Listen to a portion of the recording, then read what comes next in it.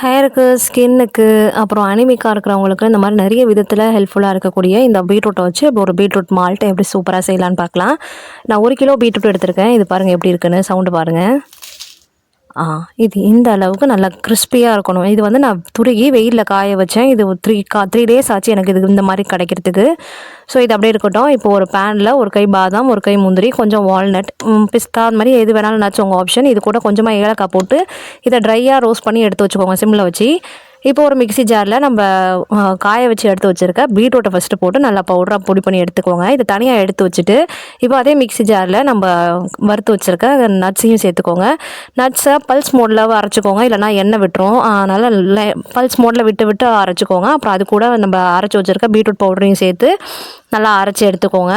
இதையுமே பல்ஸ் மோட்ல போட்டு எடுத்துக்கோங்க. இது எல்லாமே ரெடி ஆயிடுச்சு. உங்களுக்கு சர்க்கரை வேணும்னா இதிலேயே சர்க்கரை போட்டுக்கோங்க. பட் நான் சர்க்கரை குடிக்கும்போது போட்டுக்கலான்னு நான் சேர்க்கல.